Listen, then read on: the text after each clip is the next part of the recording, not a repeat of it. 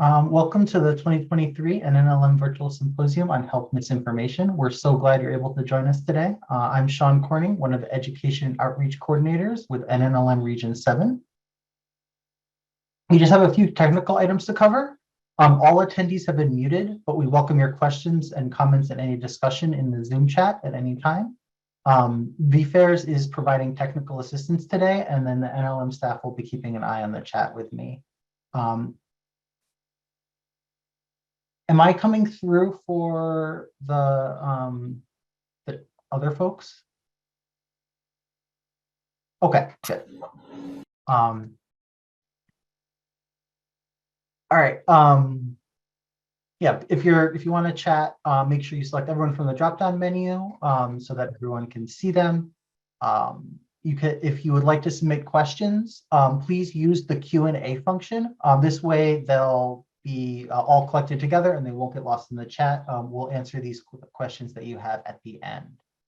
We have a live closed captioner for this event. You can access the closed captions by clicking on the icon with 3 dots at the bottom of your Zoom screen and then selecting closed caption. If you'd like to share on social media, we encourage you to use the hashtag for the event HealthMisinfoNNLM. Before we get started, I'd like to share a little bit about who we are for those of you who might be joining us for your first session with us. The National Institutes of Health is the nation's leading medical research agency, and then the NLM is one of the 27 institutes and offices within the National Institutes of Health. It is the world's largest biomedical library and produces online resources like PubMed and Medline Plus. So NNLM, the network of the National Library of Medicine, so that's us, is the education and outreach arm of the NLM, and we work to ensure that health professionals and the public have equal access to health information and put on programming like this. And then the NNLM is made up of 7 regional medical libraries, 3 national offices, and 4 national centers, all of which work to provide training, funding, and engagement opportunities to our over 9,000 NNLM member organizations. So it's my pleasure to introduce Tenley Sablatzky, a medical librarian at the Undergraduate Medical Academy, Prairie View A&M University. Today, she'll be presenting Lessons from History, a comparative study of health information during the cholera epidemic and the COVID-19 pandemic. So with that, I'll pass it over to you. Yeah. Hi, everybody. Thanks for coming to this presentation. Let me share my slides real quick. Okay, there we go. All right. So a little bit of background before I jump into the actual study. I started this, the original study of just the cholera epidemics in London in 2019. In the summer, I was doing a study abroad program at the end of my library science degree in London, and I was working on a study of the cholera epidemics and health and misinformation during that time. And then, of course, in 2020, as you all know, some things happened, and I began noticing a whole lot of similarities between the 2 different events. So I was like, let me just take a look more specifically at what some of those similarities are. And I sort of expanded it a bit to include the COVID pandemic as well. So that being said, I'm gonna start off with just a little bit of background. Some of this I've touched on a little bit already. As I said, my original study was just on the cholera epidemic and how information and misinformation was disseminated and accessed and who had the health authority. And then I kind of expanded it from there. So some background just on the cholera epidemics for those people who aren't as familiar. First of all, I'm sticking just with, for the purpose of this study anyway, just misinformation in the cholera epidemics and COVID in London, just for the sake of having a comparable study sample. So the cholera epidemics in London basically hit in 4 waves. The first from 1831 to 1832, where 6,536 people died. 1848 to 1849, 14,137 were killed. 1853 to 1854, 10,738 died. And then finally, the last wave in 1866, 5,596 died from cholera. Now, these numbers, with a little bit of comparison, the Great Plague was significantly larger in 1665, 1666, with over 75,000 dying. And then, of course, the numbers for London for the COVID pandemic as of 2021 were 184,255 deaths. And that's just in London, of course. So it's there, based on that, the cholera epidemic was significantly smaller.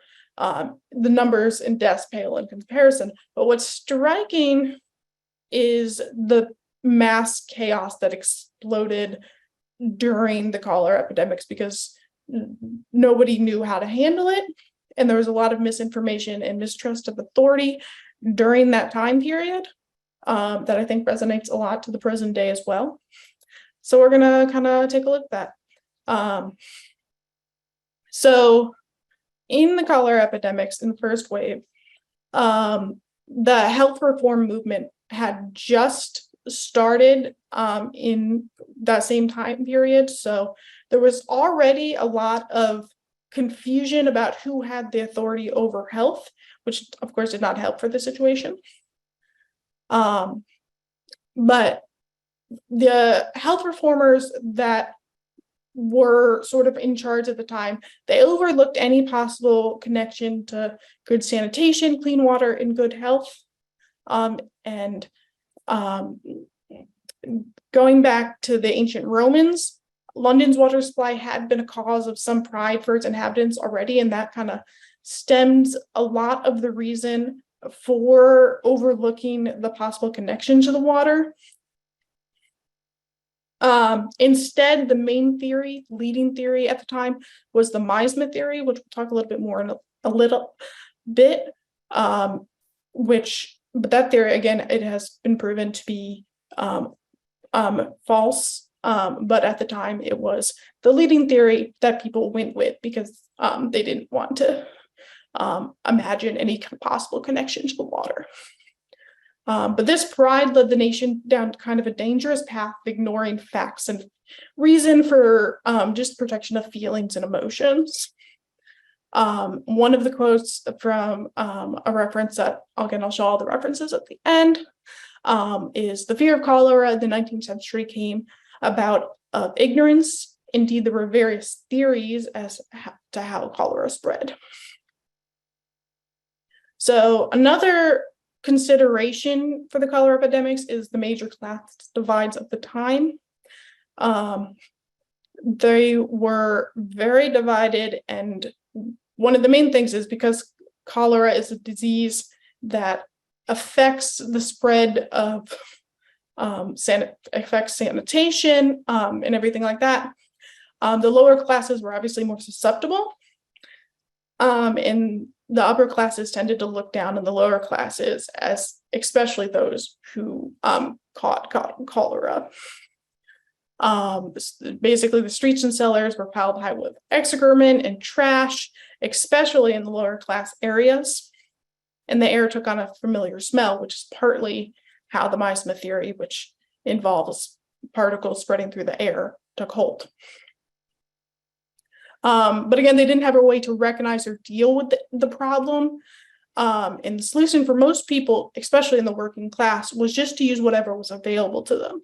And so a lot of that is where various theories and home remedies and stuff came into play, which people just trying to find any possible source of a cure.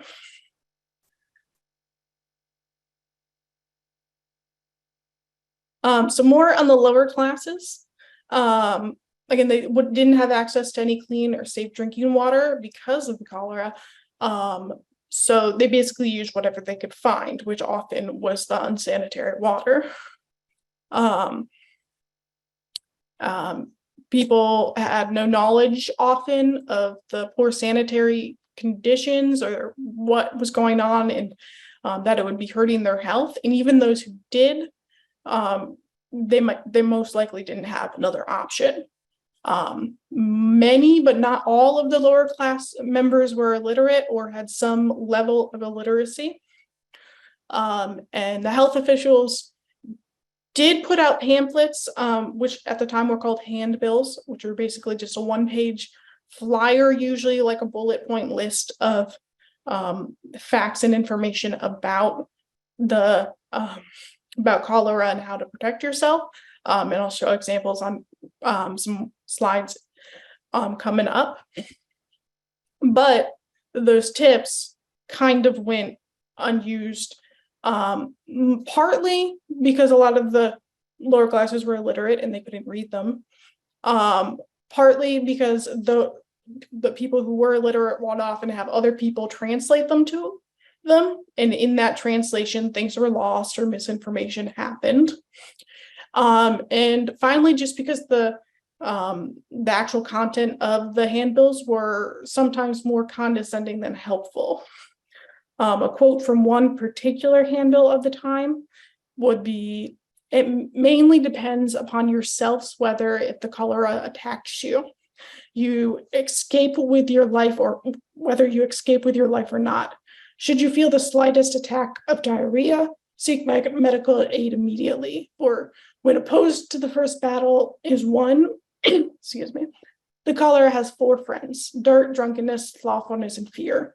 It hath also fourth great enemies: pure air, cleanliness, sobriety, and courage. Keep yourself clean. What you have to eat, let it be the best and nutritious kind, a glass of pure water, and do not forget to appeal to him who watches over us." So lots to unpack there.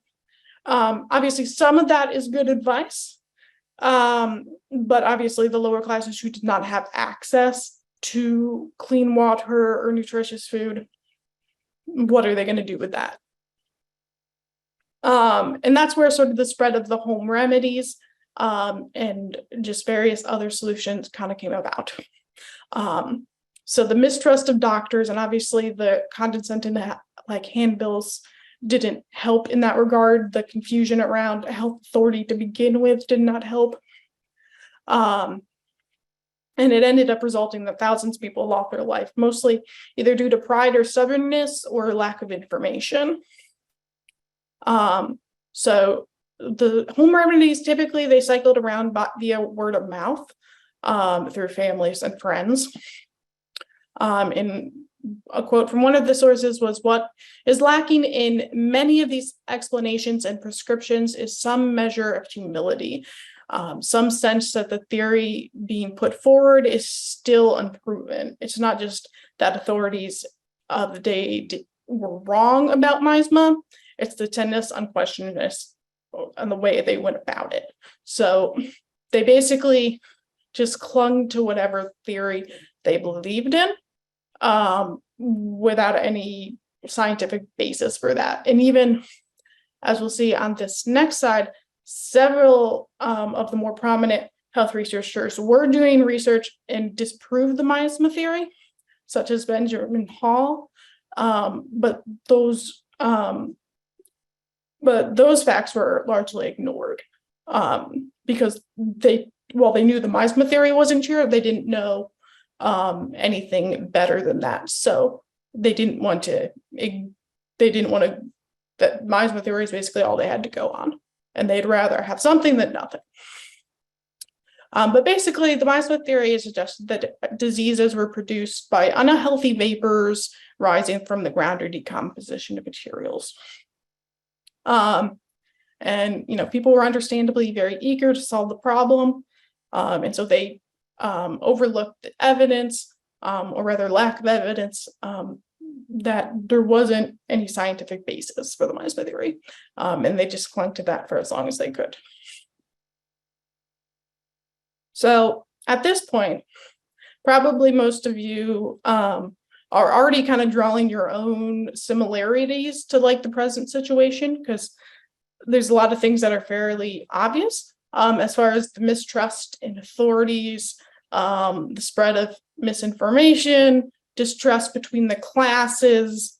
There's a lot to unpack there.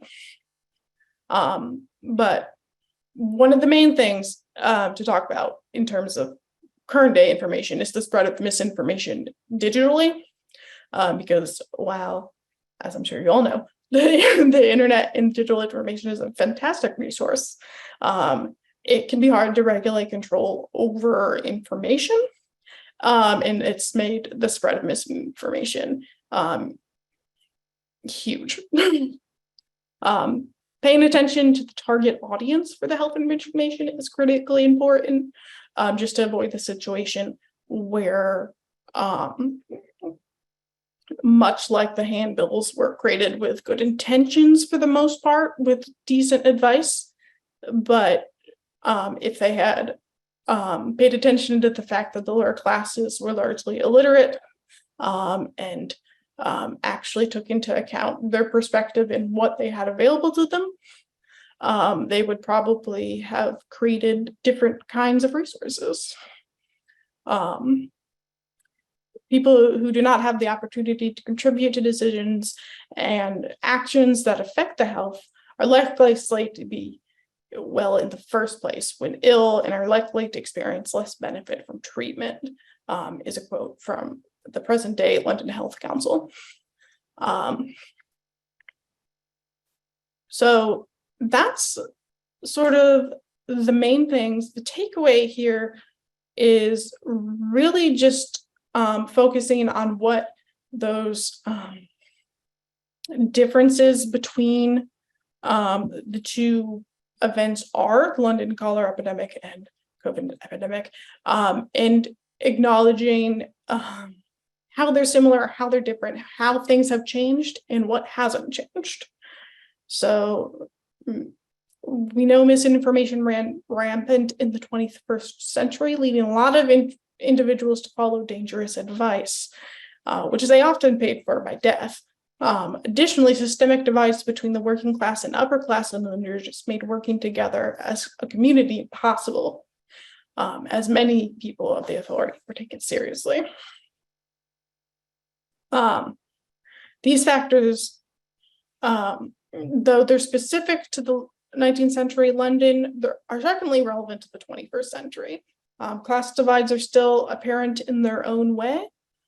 There's still often a mistrust between the classes and politically, and there needs to be a way of addressing that in terms of misinformation. And misinformation digitally is possibly the largest threat, just because it's such a huge player nowadays in how people find and access information. So from there's a lot of unanswered questions, and I hope that some of you who are researchers of health information will take this into consideration, because there's lots of potential further studies on this in terms of what needs to be done to create better and more accurate health information for future generations and to keep people safe and healthy. So those are my things.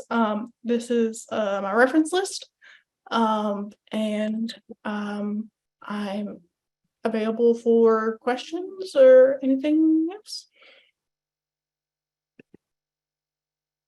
Oh, thank you so much for your talk. We don't have any questions that are in right now, but just kind of get us started, and just remind people, if you have questions, you can put them in the chat or in the Q&A section. But just to get us started, I had a question. When you've been kind of reading about the misinformation around the cholera epidemic, and then the attempts by like the health boards to just kind of disseminate information about the pandemic, about the cholera epidemic, did you come across any kind of contemporary awareness that there was this misinformation that kind of viewed it in terms that could be comparable to the way that kind of current authorities, whether kind of health authorities from the government or just kind of people who are medical authorities, recognize that there's health misinformation today and are trying to combat it? Yeah. So there were definitely, in some of the contemporary readings of the cholera epidemics, there's definitely an acknowledgement that there was a lot of misinformation. The more unanswered question is what would be to be done about it, in terms of going forward and to solve it for the future. But yeah, there was an acknowledgement now that there was misinformation. At the time, even there was acknowledgement from a lot of the health authorities, such as Benjamin Hall and others, that there was some of the theories, like the Meisma theory, were inaccurate and misinformation.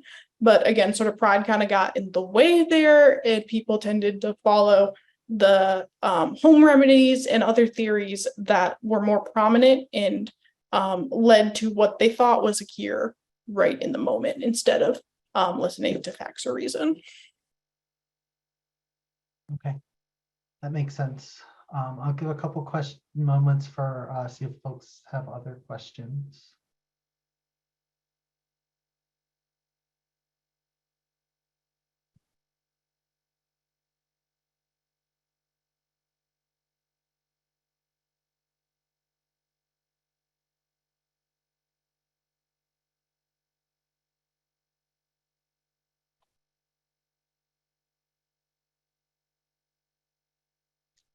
All right, so I can read this one off, which just came in. Do you think doctors play a role in how seriously the public takes new information when it becomes available? In the case of the cholera epidemic, I feel like doctors were really unwilling to change their ideas about germ theory for decades and were part of the problem.